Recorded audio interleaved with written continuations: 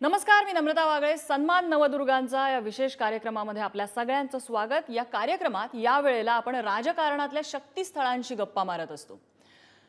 आपण राजकारणातल्या शक्तिस्थळांशी संवाद साधताना त्या पलीकडे, राजकारणापलीकडे त्यांच्या आयुष्यात काय काय आहे हे सुद्धा जाणून घेत असतो. आज आपल्यासोबत एक अशी दुर्गा आहे जिला राजकारणाचा वारसा घरातूनच मिळाला. आपल्या वडिलांच्या पावलावर पाऊल ठेवत त्यांनी राजकारणात प्रवेश केला.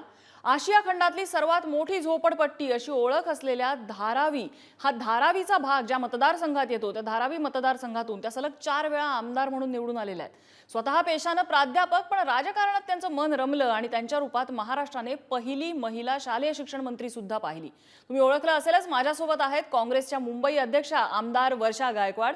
वर्षाताई, आपलं खूप खूप स्वागत आणि सगळ्यात पहिल्यांदा आपल्याला नवरात्रीच्या शुभेच्छा.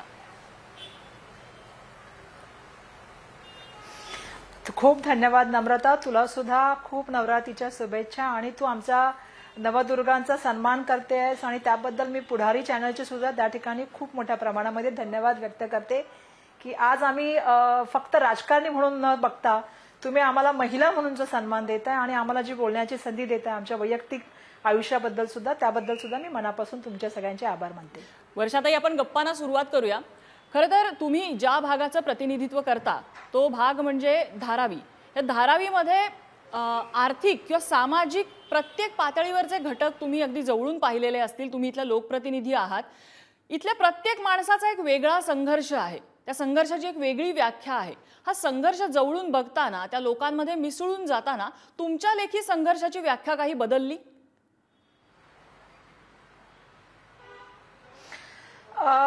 असं आहे ना नम्रता, मी ज्यावेळी धारावीमधून निवडणूक लढत होते त्यावेळेला मी खूप तरुण होते आणि जशी जशी मला म्हणजे म्हणतात ना, निवडणूक लढत गेले. 1 निवडणूक, 2 निवडणूक, 3 निवडणूक आणि 4थ्या निवडणूक मी त्यांचा संघर्ष दिवसेंदिवस जवळून बघत गेले. तिथे प्रत्येक घरामधली प्रत्येक महिला जी आहे ती कष्टकरी महिला आहे आणि प्रयत्न तिचा हा असतो की माझ्या जीवनाला किंवा मला जे दातऱ्याने आयुष्य आलेलं आहे ते माझ्या पुढच्या पिढीला येता कामा नये म्हणून आमच्याकडे मग लेदर इंडस्ट्री असेल, गार्मेंट इंडस्ट्री असेल, पॉटरी इंडस्ट्री असेल, त्या ठिकाणी चिप्स इंडस्ट्री असेल, या सगळ्या इंडस्ट्रीमध्ये घरात बसून सुद्धा काही महिला त्या ठिकाणी मदत करण्याचं काम करत असतात. आणि त्यांचा संघर्ष हा फक्त चूल मूल पुरता नाही आहे. त्यांचा संघर्ष हा चूल मूल बरोबरच रोजगार हा सुद्धा आहे. आणि त्याचबरोबर आपल्या पुढच्या पिढीला संघर्षातून कसं चांगलं जीवन जगता येईल, देता येईल, यासाठी सुद्धा त्यांचा संघर्ष चालू आहे. त्यामुळे धारावी ही पूर्णपणे वेगळी धारावी अशी आहे. त्या ठिकाणी तुम्हाला खूप वेगळ्या जाती धर्माची माणसं तर भेटतीलच, महिला असतीलच. त्या संस्कार त्यांचे पूर्णपणे, त्यांचं जे कल्चर आहे ते पूर्णपणे त्या ठिकाणी सेलिब्रेट करतात. पण त्याचबरोबर एक उद्योजकी महिला, एक त्या ठिकाणी घरामध्ये सगळ्यात मोठी म्हणतात ना की करती सवरती महिला, असं त्या ठिकाणी खूप महिला तुम्हाला भेटतील. आणि इतकं प्रेम महिलांचं आणि इतका सहभाग आणि इतकं त्यांचा आदर आपल्याप्रती असतो, जो जिव्हाळा तुम्हाला म्हणतात ना की खूप मोठ्या प्रमाणामध्ये कुठल्या ठिकाणी मिळणार नाही, तो तुम्हाला धारावीत आपलंसं करणारं प्रेम मिळेल, हे मला पूर्ण खात्री. त्यामुळे त्यांचा संघर्ष बघितला, त्यांचं प्रेम बघितलं तर नक्कीच हा संघर्ष खूप मोठ्या प्रमाणामधला आहे. कारण धारावीमधलं जीवनच वेगळं आहे. तिथे सकाळी उठल्यापासून रात्री झोपेपर्यंत महिलांना कष्ट करावे लागतात, तिथल्या लोकांना कष्ट करावे लागतात. कारण प्रश्न खूप विविध आहेत त्यांच्या जीवनामधले. म्हणजे सामाजिक प्रश्न, जसं तू म्हणालीस, आर्थिक प्रश्न खूप महत्वाचा आहे आमच्या लोकांना. म्हणजे आमच्या लोकांना गॅसची किंमत वाढते तेव्हा आमच्या लोकांना धडकी भरते, डाळीची किंमत वाढली की आमच्या लोकांना धडकी भरते. कारण हे आमचे रोजचे प्रश्न आहेत आणि आमच्या खूप महत्वाचे प्रश्न आमच्या घराचे आहेत, विविध आहेत. त्याचबरोबर रोजगाराचे प्रश्न आहेत. पण एक गोष्ट मला सांगायला पाहिजे की आमच्याकडची मंडळी खूप कष्टकरी आहेत. अगदी. म्हणजे तुम्ही कधी याला आमच्याकडे तुम्हाला जाणवेल की प्रत्येक घरामध्ये तुम्ही जाल तर कोणतरी महिला तुम्हाला धाग्याने ते बटणं शिवताना दिसेल, दुपट्ट्याचे धागे कापताना दिसेल, कोणतरी इस्त्री करताना दिसेल, त्या ठिकाणी मनाच्या विविध आर्टिफिशियल ज्वेलरी करताना दिसेल. ही आमची धारावीची वेगळी ओळख आहे. संघर्षाचं कुठलंही नाव घेतलं की तो संघर्ष धारावीमध्ये कोण ना कोणतरी करतंय, एवढं मोठं विस्तृत चित्र आहे या धारावीचं आणि धारावीच्या संघर्षाचं. अगदी म्हणजे खूपच डेप्थ आहे ही. मला तुम्हाला त्यापुढे जाऊन तुमच्या शिक्षणाबद्दल, तुमच्याबद्दल सुद्धा लोकांना बऱ्याच गोष्टी माहीत नसतील, तर मी आपल्या प्रेक्षकांना सांगते की वर्षाताई या स्वतः गणित विषयामध्ये पदव्युत्तर शिक्षण त्यांनी घेतलेलं आहे आणि त्यापुढे जाऊन त्यांनी BEd सुद्धा केलेलं आहे. आपण तुमचं शिक्षण, त्यानंतरची प्राध्यापक, या सगळ्याकडे येऊया. गणित का इतक्या लोकांना गणित या विषयाबद्दल तिरस्कार असतो, वर्षाताई गणिताकडे कशा वळल्या?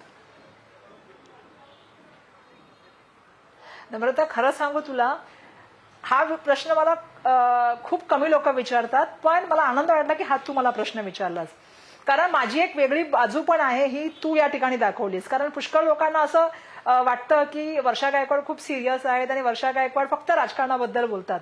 पण माझं खरं प्रेम आहे ना शिक्षण आहे, आणि त्याच्यामध्ये सुद्धा गणितावर माझं खूप विशेष प्रेम आहे. मला म्हणजे आठवतंय की पुष्कळ माझे सहकारी मला म्हणायचे की तू गणित का घेतला वर्षा, एवढा किचकट विषय आहे, त्याच्यामध्ये अभ्यास करायचा. पण मला असं वाटतं ना की ज्याला ते गणित कळलं ना त्याला ते गणित खूप सोपं वाटतं, आणि त्याच्यामध्ये कसं आहे लॉजिकल थिंकिंग आणि स्टेप्स आहेत. मला नेहमीच असं वाटतं की जीवनामध्ये तुम्ही प्रत्येक गोष्ट लॉजिकली बघितली पाहिजे आणि त्याच्या बाबतीमध्ये स्टेप्स. त्याचा फायदा मला असं झाला ना, खरं सांगायचं तर राजकारण, मला खूप लोक म्हटले की ताई गणिताचा आणि राजकारणाचा काय संबंध आहे, तुम्ही तर खरं पॉलिटेक्निक घ्यायला पाहिजे होतं, पॉलिटिकल सायन्स घ्यायला पाहिजे होतं, काहीतरी वेगळे असे विषय घ्यायला पाहिजे होते. जर तुम्ही पॉलिटिकल सायन्स घेतलं असतं तर कदाचित तुम्ही चांगल्या समाजशास्त्र किंवा सोशलॉजी घेतली असती, किंवा तुम्ही इतर सब्जेक्ट घेतले असते तर तुम्ही चांगलं अजून, किंवा वकील अजून चांगलं झालं असं तुम्ही घेतलं असं तुम्ही चांगलं अजून राजकारणामध्ये. पण मला खरं सांगू, मला गणित विषयाचा फायदा काय झाला नम्रता, की गणितामुळे ना मला खरं सांगू असे स्टेप्स, एकांत एक स्टेप्स असते, दुसरी स्टेप्स असते. त्यामुळे भाषण करताना मला ना कधी अशी जास्त डॉक्युमेंटेशन घ्यायची गरज नाही पडली, कारण मला ती सवय लागली की ह्या गोष्टीनंतर ही गोष्ट आपल्याला गोष्ट बोलायची, दुसऱ्या गोष्टीनंतर तिसरी गोष्ट आपल्याला बोलायची. आणि मग त्याचा फायदा मला कुठे ना कुठे ज्या वेळेला मी भाषण करत होते किंवा मुद्दे मांडायचे त्यावेळी मला झाला. आणि मला असं वाटायचं की गणितासारखंच मला राजकारणातलं गणित जमेल की नाही, पण सुदैवाने माझ्या मन किंवा काय मला राजकारणातलं पण गणित त्या ठिकाणी जमलं, आणि मी 4 वेळा निवडून आले. लोकांनी मला प्रेम दिलं, लोकांनी मला त्या ठिकाणी खूप एक्सेप्ट केलं, कारण तरुण वयात राजकारणामध्ये मी आले होते, तरुण वयात मंत्री झाले, खूप गोष्टी शिकायला मिळाल्या, खूप आव्हानं त्या ठिकाणी जीवनामध्ये आले, खूप तणावाचे प्रसंग पण आले.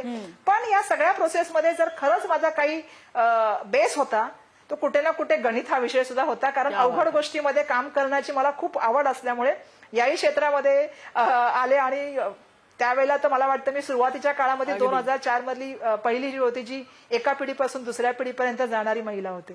वर्षाताई, मला वाटतं मी पण गणिताचीच ग्रॅज्युएट आहे, किती मार्क मिळाले वगैरे मी चर्चा नाही करणार मला, पण तुम्ही जे म्हणताय की गणित हे आपल्याला स्टेप बाय स्टेप जायला शिकवतं, मग ती तुमचं राजकारण असू दे किंवा माझी पत्रकारिता असू दे, या गणिताने खूप शिकवलंय एवढं नक्की.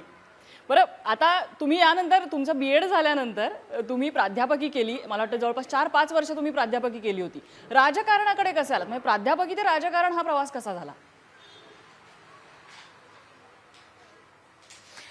नाही, मी खरं तर सांगितलं ना की माझं पहिलं प्रेम शिक्षणच होतं, आणि म्हणून मी शिकवायला गेले आणि 4-5 वर्ष मी कॉलेजमध्ये शिकवलं.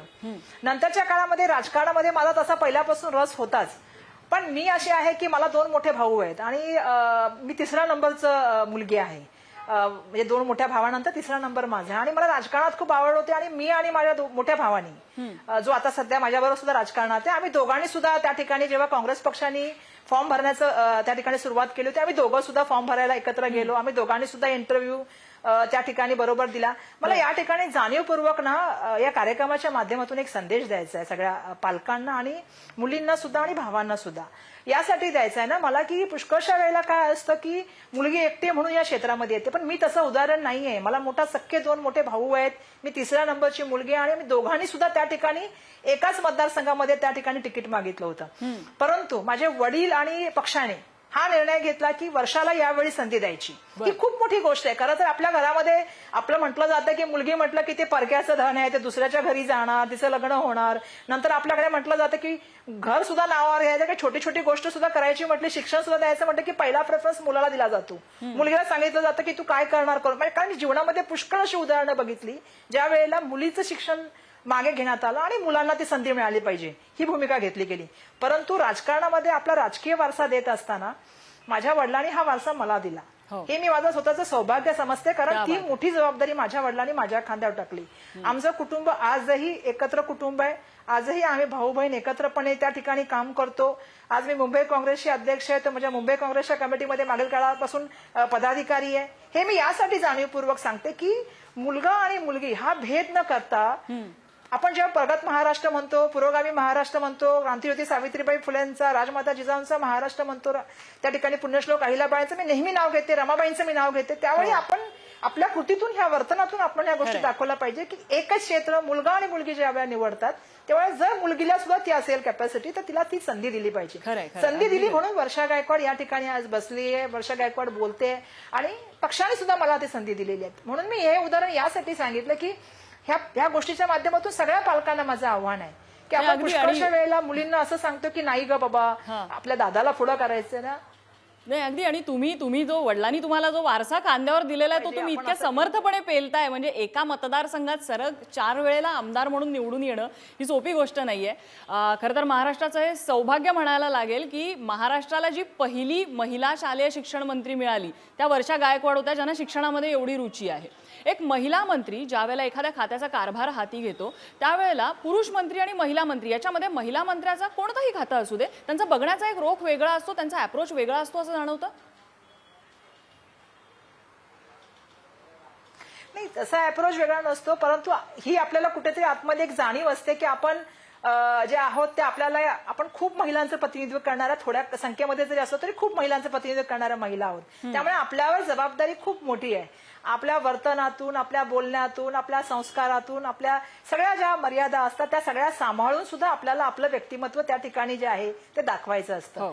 तू प्रश्न विचारलास की तुम्ही ताई शालेय शिक्षण, मी पहिल्यांदा जाऊन सांगितलं की मला शालेय शिक्षण विभाग पाहिजे कारण माझं शालेय शिक्षणावरती खूप प्रेम आहे. याच्या आधी सुद्धा मी शिक्षण विभाग हँडल केलेला होता. आणि जसं तू म्हणालीस की ज्यावेळी विभाग आपण घेतो त्यावेळेला मला एक सुदैवाने आधी मंत्रिपदाचा कार्यकाळ असल्यामुळे मला त्याचा फायदा नक्की झाला. हा जर तो प्रश्न मला ज्यावेळी सुरुवातीला महिला बाल विकास मंत्री म्हणून तुम्ही ज्यावेळी चार्ज घेता त्यावेळी तुम्हाला कसं वाटलं हा विचारलास तर मी नक्की सांगेन की कुठेतरी त्यावेळेला मी एकटी महिला मंत्री होते, सगळे पुरुष त्या ठिकाणी असायचे आणि कुठे ना कुठे एक दडपण असायचं. पण नंतर हळूहळू बोलायला तर मी आधीपासूनच असेंब्लीमध्ये चांगल्या तऱ्हेने बोलते. सगळ्यांना माहिती आहे की वर्षा खूप परखड बोलते, आपले मुद्दे खूप लावून धरते आणि त्यामुळे मी बोलायला सुरुवात केली. आणि मग सगळ्यांनी पण एक समजून घेतलं की ही काही अशी पण समजू नका की महिला आहे पण चुपचाप बसून राहील, सगळ्यांचं ऐकून घेईल. त्यामुळे ही प्रतिमा तयार झाली आणि हळूहळू त्याचं रूपांतर असं झालं की ज्यावेळी मी शालेय शिक्षण मंत्री म्हणून झाले त्यावेळी मी खूप परिपक्व त्या ठिकाणी झाले होते आणि मला माहिती होतं की मला काय विषय करायचे आणि काय मांडायचे. त्यामुळे कधी असं दुजाभाव मला वाटला नाही. उलटा कधी कधी असं व्हायचं की मीच जास्त अग्रेसिव्हली जायचे तेव्हा लोक मला म्हणायचे अगं वर्षा थोडं थांब थांब खूप अग्रेसिव्हली जातेस, आम्ही समजून गेलो की तुला काय म्हणायचंय. त्यामुळे खूप वेळा अशा पण झालेली आहे घटना. मला आठवते की ज्यावेळी महिला आरक्षणाचा दिवस होता आणि त्या दिवशी आम्हाला ते बिल आणायचं होतं आणि 14 तारखेची रात्र होती, मला आठवते की एप्रिलची, आणि आमचं रात्री बिल चाललं होतं 13ला रात्री आणि 14ला कार्यक्रम होता सकाळी सकाळी. सगळे मला म्हटले की वर्षा, मी म्हटलं काही नाहीये, आम्ही सगळ्यांसाठी मी त्या ठिकाणी बिलकुल सगळं व्यवस्थापन करीन, पाहिजे तर जेवणाचं पण हे विधेयक आज झालं पाहिजे यासाठी ना. कारण शेवटी कसं आहे बघ, मी माझ्या जीवनाची सुरुवात खूप लवकर काळामध्ये सुरू केली. त्यातल्या काही लोकांनी मला लहान वर्षा बघितलंय, काही लोकांनी वर्षा ताई म्हणून बघितलंय, काही लोकांसाठी मी वेगळ्या तऱ्हेने बघितलेलं आहे. त्यामुळे त्यांच्याशी माझं नातं इतकं दृढ झालेलं आहे आणि पक्षविरहित नातं माझं काही लोकांशी. त्यामुळे मला असं वाटतं की सगळ्यांनी मला सांभाळून घेतलं. वेळ प्रसंग झाला असेल तर मीच थोडी कधी कधी खूप अग्रेसिव्हली खूप लोकांवरती गेलेले, पण मी नेहमी प्रश्नांवरती त्या ठिकाणी अग्रेसिव्ह जाण्याचं काम केलेलं आहे. आणि मी एक गोष्ट नेहमी पाळली की कधीही कोणाच्या वैयक्तिक प्रश्नाबद्दल किंवा वैयक्तिक गोष्टीबद्दल न बोलता सार्वजनिक प्रश्नावरती बोलायचं. आणि महिलांच्या प्रश्नाबाबतीमध्ये मी तर सगळ्या महिलांना सांगते, कारण आता थोडी बहुत सिनियर पण झालेली आहे, की आपण सगळ्या पक्षाच्या महिलांनी एकत्रपणे राहायचं आणि एकमेकींना सपोर्ट करायचा. त्या बाबतीमध्ये नथिंग डुईंग, तिथे आम्ही कुठेही कॉम्प्रोमाइज करायला तयार नव्हतो. महिला म्हटलं की आम्ही एकत्र असतो. क्या बात आहे. वर्षाताई, माझा एक प्रश्न असा आहे, तुम्ही सलग 4 वेळा आमदार राहिलेले आहात. तुमच्या मतदारसंघात तुमच्या आधी तुमचे वडील आमदार होते, म्हणजे मागचे जर 8 टर्म्स बघितले तर मध्ये एक शिवसेनेचे आमदार होते, म्हणजे 8 पैकी 7 टर्म्स ह्या गायकवाडांच्या घरामधल्या आमदारकीमध्ये आहेत.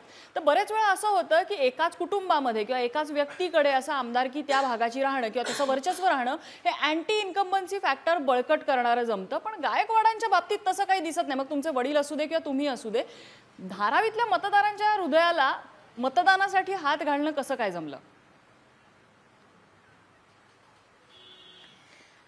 एक सांगू का, जेव्हा आपण एका कुटुंबामधला सदस्य होतो ना तेव्हा आपले चांगले आणि वाईट गुण लोक एक्सेप्ट करून घेतात आणि त्यांना माहिती आहे की आपल्या सुखादुःखामध्ये माणूस उभा राहणार आहे. आणि सगळ्यात महत्वाची गोष्ट अशी आहे की माझं धाराविषयी जो जिव्हाळा आहे ना, माझं जे धाराविषयी प्रेम आहे किंवा लोभ आहे, हा काहीतरी वेगळाच आहे. मी तुला खरं सांगते, ज्या ज्या वेळेला मला असं वाटतं ना की मला आता कुठेतरी जायचं आणि जिथे मला आनंद पाहिजे, माझी जागा म्हणजे धारावीची जागा आहे. ज्या क्षणी मी धारावीला जाते मी विसरून जाते की माझ्याकडे म्हणजे काही म्हणजे वर्षा गायकवाड कोण आहे, मी त्या ठिकाणी धारावीची होऊन जाते. आणि मला लोक एवढे प्रेम करतात. खरं सांगते, तू कधी माझ्याबरोबर ये.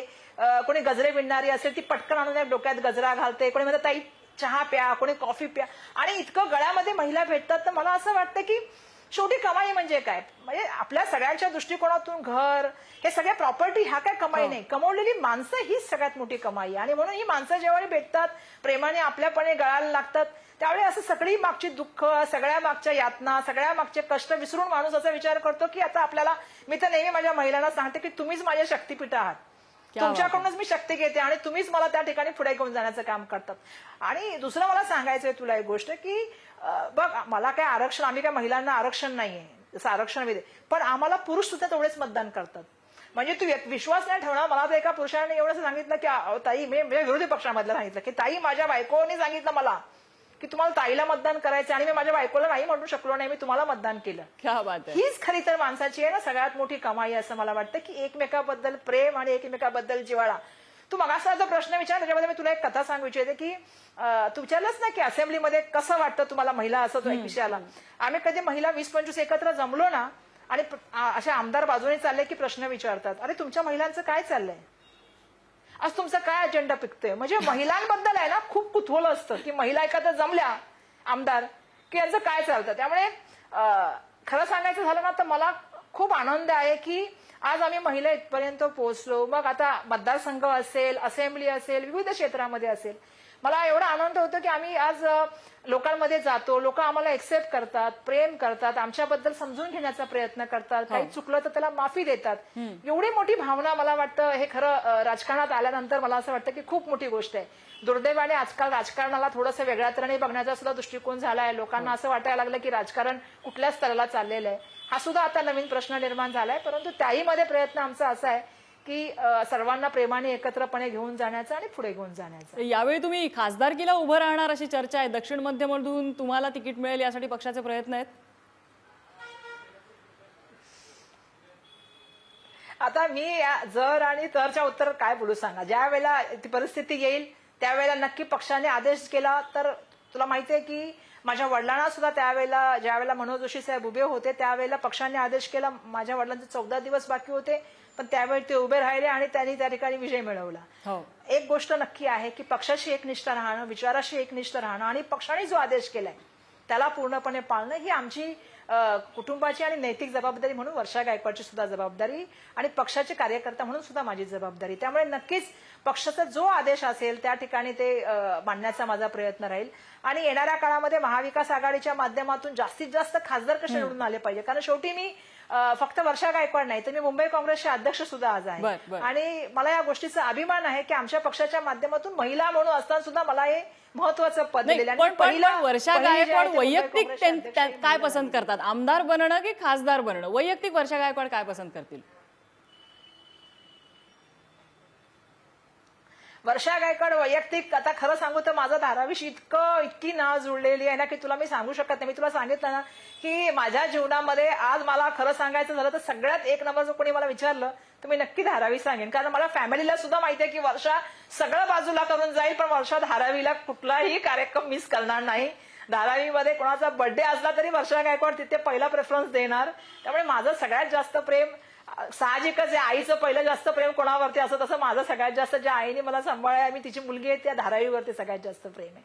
पण नक्कीच पक्षाने सांगितलं तर त्या ठिकाणी मी जिल्ह्यामध्ये, कारण शेवटी वडिलांनी आमच्या जिल्ह्यामध्ये काम केलेलं आहे आणि एक चांगला त्या ठिकाणी, आणि आमची लढाई पण त्या ठिकाणी देण्याची पूर्ण तयारी. त्यामुळे महाविकास आघाडीच्या माध्यमातून जर पक्षाने ठरवलं तर त्याला पण माझी पूर्णपणे तयारी आहे. धारावी पुनर्विकासाचा प्रकल्प हा सरकारने मंजूर केला, म्हणजे अगदी देवेंद्र फडणवीसांनी त्यावरती सही केली होती. अदानींकडे हा प्रकल्प सोपवण्यात आलेला आहे, कॉन्ट्रॅक्ट सगळं देण्यात आलेलं आहे. तर धारावीचा पुनर्विकास अशा प्रकारे करणं शक्य आहे का? जर अदानींकडून हा पुनर्विकास होत असेल तर सगळ्यांना न्याय मिळेल का धारावीमधल्या? आणि खासगी विकासकाकडून हा विकास करण्यापेक्षा, हा प्रकल्प हाती घेण्यापेक्षा सरकारने करायला हवा होता का? असं आहे ना नम्रता, मानसिकता काय आहे त्यामागची सरकारची हे सगळ्यात महत्वाची गोष्ट आहे. मानसिकता ही धारावीची जनता आहे की एखाद्या विकासकाला मदत करण्याची मानसिकता आहे?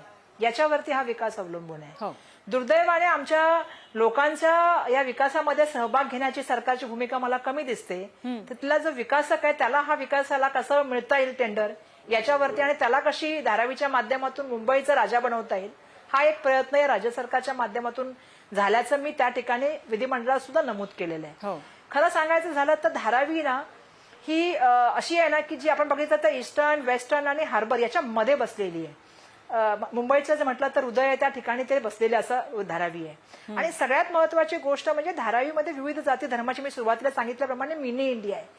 बीकेसीच्या जवळ असणं हा खरं तर चांगला भाग असू शकतो पण आमच्यासाठी दुर्दैवाने तो कुठे ना कुठे खूप महत्वाचा भाग झालेला आहे. का साठी मी दुर्दैव म्हणते कारण बीकेसीच्या असल्यामुळे आमच्याकडे खूप लोकांच्या नजरा वळल्या. त्याच्यामध्ये मला सांगायला पाहिजे की अडाणी समूहाची पण नजर आमच्याकडे ही आम्ही बीकेसीच्या बाजूला असल्यामुळे नडलेली अशी नजर आहे. बर, मला सगळ्यात पहिले सांगायचंय की आमचा विकास हा एक्सटेन्शन ऑफ बीकेसी नाहीये. आमचा विकास हा धारावीचा पुनर्विकास आहे. धारावीतल्या प्रत्येक माणसाला घर त्या ठिकाणी मिळालं पाहिजे. धारावीतल्या छोट्या छोट्या बिझनेस मी सुरुवातीलाच सांगितलं की आमच्या घराघरात एक बिझनेस चालतो. त्या ठिकाणी आमच्याकडे खूप मोठ्या प्रमाणामध्ये कमर्शियल आणि इंडस्ट्रियल एरिया आहे. त्याच्या बाबतीमध्ये काय निर्णय घेतला गेला पाहिजे या सगळ्या गोष्टींच्या बाबतीमध्ये मी सातत्याने विधिमंडळामध्ये प्रश्न विचारले. परंतु सरकारच्या वतीने आम्ही विचारलेल्या एकाही प्रश्नाला जी उत्तरं दिली त्याचं सुद्धा त्या ठिकाणी फुलफिलमेंट किंवा कुठल्याही त्या ठिकाणी काम करण्यात आलेलं नाहीये. दुर्दैवाने उपमुख्यमंत्री महोदयांनी हा विभागाचा म्हणजे गृहनिर्माण विभागाचा चार्ज सोडण्यापूर्वी अडाणींच्या नावाचा त्या ठिकाणी GR काढण्याचं काम झालं. खरं तर माझा मूलभूत प्रश्न असा आहे की हे टेंडरच अडाणीसाठी काढलं का. मी खूप प्रश्न विचारले ज्याच्यामध्ये सांगितलं की ज्या वेळेला पहिलं टेंडर 2018ला जेव्हा देवेंद्र फडणवीस साहेब स्वतः मुख्यमंत्री होते तेव्हा निघालं होतं त्यावेळी 19 बिल्डर त्या ठिकाणी आले होते आणि कंडिशन एवढ्या स्ट्रॉंग होत्या. मग हळूहळू त्या आता एवढे बिल्डर आल्यानंतर सुद्धा कंडिशन का डायल्यूट केला गेला. डायल्यूट करून हे टेंडर अडाणींना लागलं. पहिलं टेंडर 7,200 कोटीचं होतं आता हे 5,000वर आलं. प्रश्न दुसरा सगळ्यात महत्वाचा असा आहे की या टेंडर झाल्यानंतर आम्ही सातत्याने प्रश्न विचारतो की आमच्याशी बोलणारी मंडळी कोण, आमची घरं कुठे देणार. आम्हाला जे कळतंय ते पूर्ण बीकेसीचं एक्सटेन्शन तुम्ही करताय पण आमची लोक कुठे जाणार. बरोबर, तुम्ही सांगितलं की बाबा आम्ही असं करणार तसं करणार पण आमच्या लोकांशी बोलणार कोण. मी त्यांना सांगितलं होतं की इतकं संभ्रमाचं वातावरण इतक्या मोठ्या प्रमाणामध्ये त्या ठिकाणी जे आहे लोकांचे विविध प्रश्न आहेत. आता तुम्ही सांगता ऍफिडेव्हिट म्हणून काम देता की बाकीच्या लोकांना तुम्ही 9 किलोमीटरच्या इथे देणार एंटर हाऊसिंग, जबाबदारी कोण घेणार. बरोबर. आणि मी त्यांना सांगते की तुमचा सर्व्हे रिपोर्टमध्ये जी संख्या आलेली आहे ती खूप कमी संख्या. आमच्याकडे खूप मोठ्या प्रमाणामध्ये झोपड्या आहेत त्या ठिकाणी मोठ्या प्रमाणामध्ये घरं आहेत मोठ्या सोसायट्या आहेत त्यांचं काय होणार.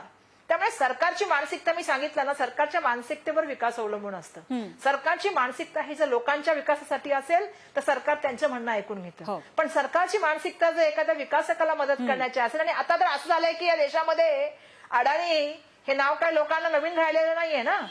आता एअरपोर्ट सगळे मोठ्या मोठ्या सरकारी रेल्वे सरकारी सगळ्या प्रॉपर्टी बँका LIC हे सगळं गेलेलं आहे आता. आणि आता प्रोजेक्ट त्यांना मिळायला लागलेत आणि त्यांच्या माध्यमातून एक नवीन प्रपोजल आणलं ज्याचा मी मोठा उल्लेख सुद्धा त्या ठिकाणी केला TDR घोटाळ्याचा. हे TDR घोटाळ्याचं त्या ठिकाणी मोठ्या प्रमाणामध्ये करायचं आणि त्याचे सगळे निर्णय जे आहेत ते मुंबईवर लागू करायचे धारावीच्या माध्यमातून. ही चुकीची नवीन परंपरा त्या ठिकाणी सुरू आहे. मला दुर्दैवाने सांगायला पाहिजे की जे वीज बिल आम्ही भरतो ते सुद्धा अडाणींकडे जायला लागले. आता सगळ्याच गोष्टीचा अडाणी करणार असतील आता मला आता तर सगळ्याच क्षेत्रामध्ये कुठलं क्षेत्र सोडलंय त्यांनी मला सांग. नाही खरं आहे प्रत्येक म्हणजे पाऊल उचलू तेवढे प्रश्न आहेत या बाबतीमध्ये आणि मला वाटतं नजीकच्या काळात आशा करूया की तुम्हाला या सगळ्या प्रश्नांची समाधानकारक उत्तरं मिळतील. त्याशिवाय विकास ह्याची व्याख्या नेमकी सरकारने काय केलेली आहे ते तरी किमान स्पष्ट करावाची अपेक्षा करूया. वर्षाताई खूप खूप धन्यवाद. तुम्ही आमच्यासोबत आलात आणि मनसोक्त गप्पा मारल्यात. तुमची माहिती नसलेली एक बाजू बऱ्याच जणांना आज बघायला मिळालेली असेल. खूप खूप आभार आणि नवरात्रीच्या पुन्हा एकदा शुभेच्छा तुम्हाला. आणि यासह या विशेष कार्यक्रमामध्ये आज इथेच थांबतोय. ताज्या बातम्यांचा ओघ पुढारी न्यूजवर सुरूच राहील.